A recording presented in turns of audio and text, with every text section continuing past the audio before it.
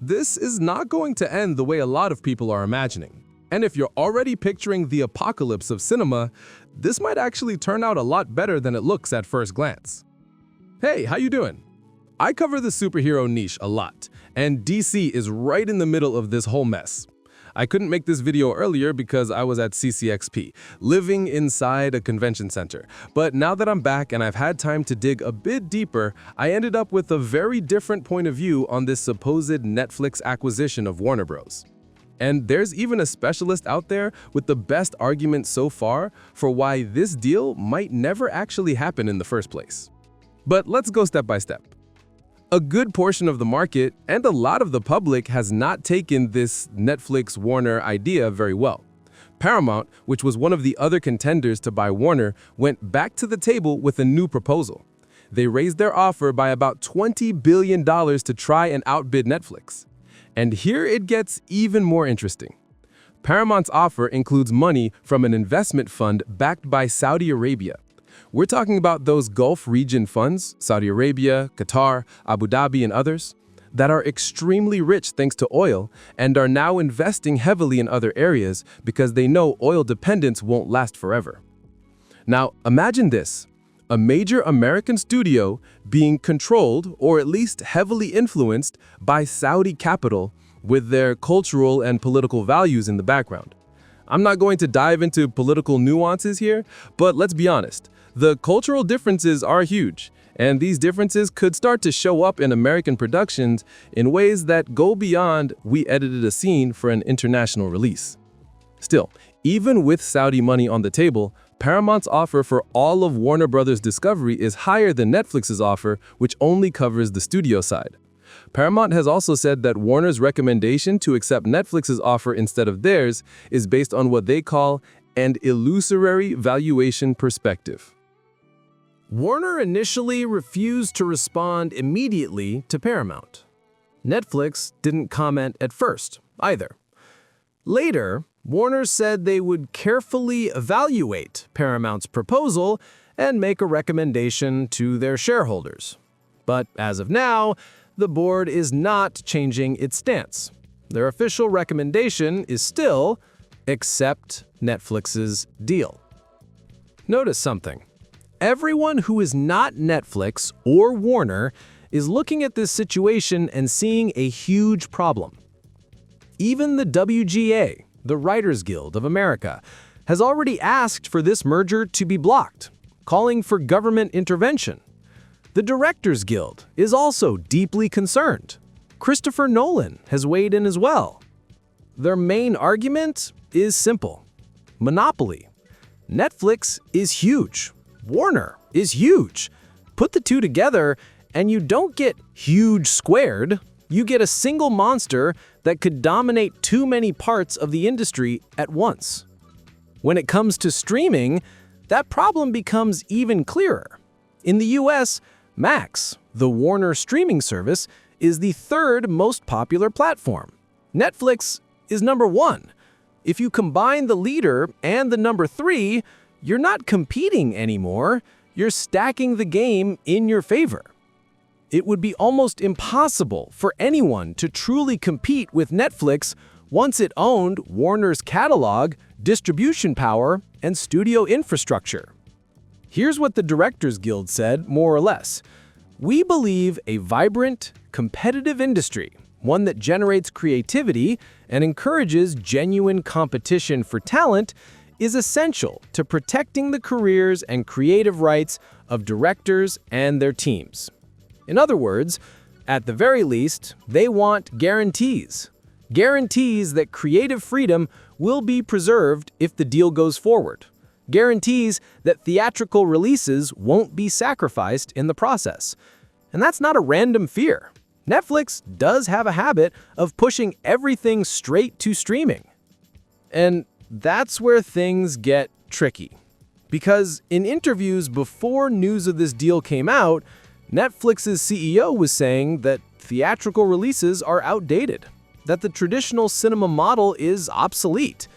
He even said that the whole Barbenheimer moment, Barbie and Oppenheimer launching on the same weekend, would have been just as big of a success on streaming.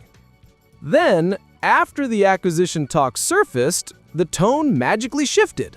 Suddenly, he's deeply committed to theatrical releases and to preserving the way Warner puts films in cinemas. So, what does he actually want? Transform everything into streaming first, or keep the cinema window alive? Let's look at what he said. "We didn't buy this company to destroy its value. We are deeply committed to releasing Warner Bros. Films exactly the way they're released today. If we had made this deal 24 months ago, all the films that performed so well for Warner at the box office would have been released in theaters in the same way."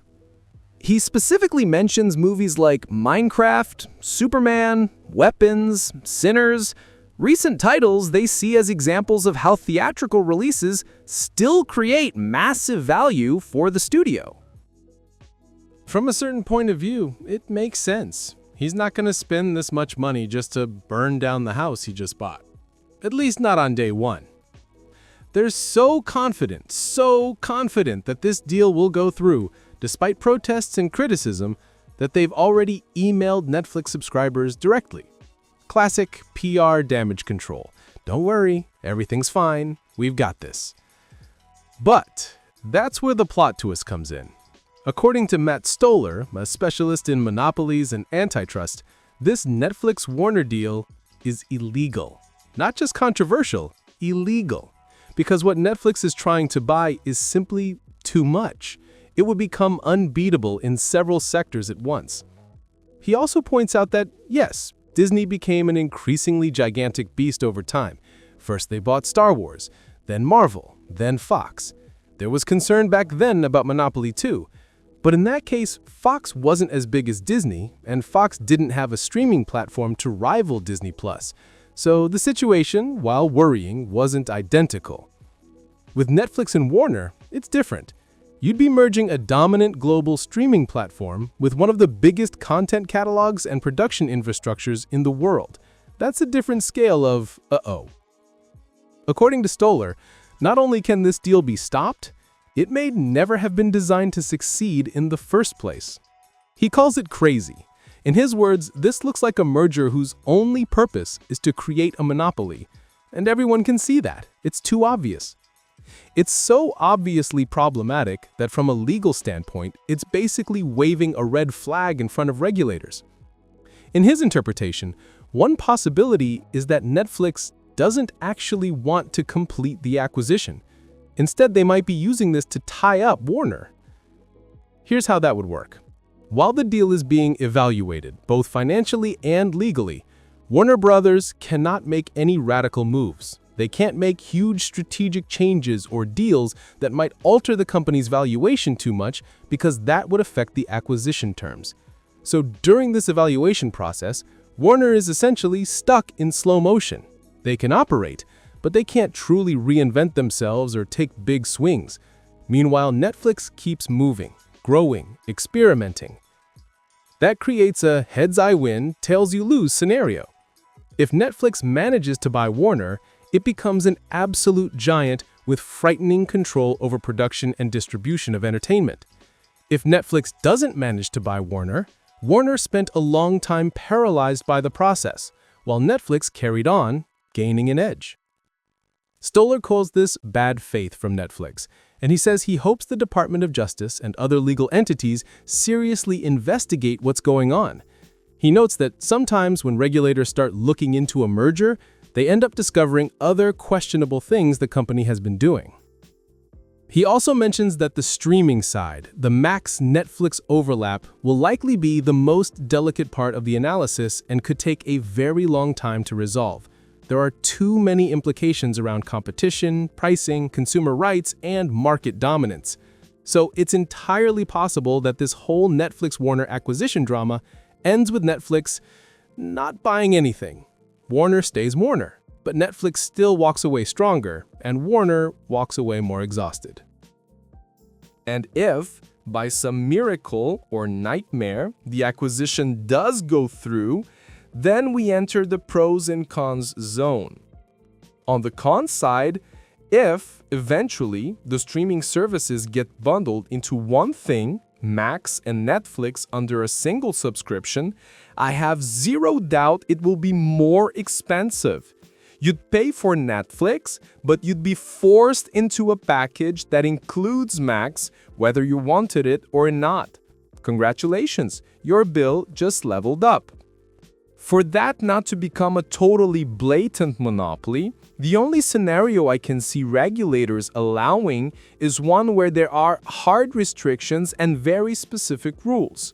Yes, the ownership might be unified, but Netflix and Max would have to operate independently in practice.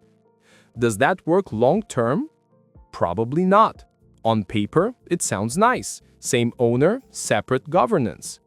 In reality, power usually flows upward. Over time, decisions get centralized. A lot of people are afraid that HBO-style series and more sophisticated content will slowly get watered down. There was even a leaked report that Netflix was asking writers to structure stories so viewers could easily follow them while also scrolling on their phones, basically designing scripts for distracted viewing. But let's be honest here, not all Netflix series are like that. And this background TV format is not new. Traditional soap operas and a lot of broadcast TV already did this decades ago. Constant repetition of information, over-explaining plot points, simple emotional cycles, exactly because people left the TV on while cooking, cleaning, or doing other tasks. So no, Netflix did not invent low-attention entertainment. It just optimized it for the smartphone era. I'm not in the cinema is doomed, Netflix is killing art camp. Even with the shift to streaming, the movie theater experience has been financially unstable for years. Box office just isn't what studios were used to. That doesn't mean films shouldn't be in theaters. I love cinema. But the business model is under pressure for reasons that go way beyond Netflix. If anything, it was broadband internet that detonated the old model. Once you can stream full HD or 4K content into any living room, the classic theatrical window is forced to evolve. Netflix is a symptom of that, not the original cause. Now, here's the key question. Does Netflix even really care about the studio side? I'm not sure. To me, it looks like what they really want is Warner's intellectual property catalog. Netflix has been chasing a mega franchise for years. They've tried to build original superhero universes more than once and haven't managed to land anything on the level of a Marvel Cinematic Universe or even a consistent DC-like ecosystem. Whenever something becomes a surprise hit, they rush to make spin-offs, sequels, derivatives. The most recent example is K-pop Demon Hunters, which they're already trying to transform into a bigger brand. Now imagine Netflix with DC, with Game of Thrones, with Harry Potter, with Cartoon Network characters like Ben 10. If they get their hands on all that, you can bet there will be new series and new content from these IPs non-stop. They would finally have the toy chest they always wanted. So you might ask, do you think Netflix would actually do a better job with DC and the rest than Warner has? My answer is yes, I do. DC only now seems to be heading in a positive direction because Warner finally put creative decisions in the hands of someone competent like James Gunn. Before that, when everything depended on executives and the chaos around Zack Snyder's vision, it was a mess. No clear direction, no unified strategy, constant back and forth. And that applies to other properties too. Take Harry Potter. It's massive. And still, look how long we went without any truly exciting Harry Potter development. That's insane considering how strong that brand is. So, as the specialist said, if this deal gets blocked, or is it proved only with heavy limitations because of monopoly risks, My personal hope is that Netflix can at least acquire some of Warner's IP catalog. If Netflix got the rights to work with DC, Game of Thrones, Harry Potter and company under some form of regulatory structure, I think we could see a lot of really interesting projects coming out of that. More risk, more experimentation, maybe even a better long-term plan than what we've seen from Warner in the last decade.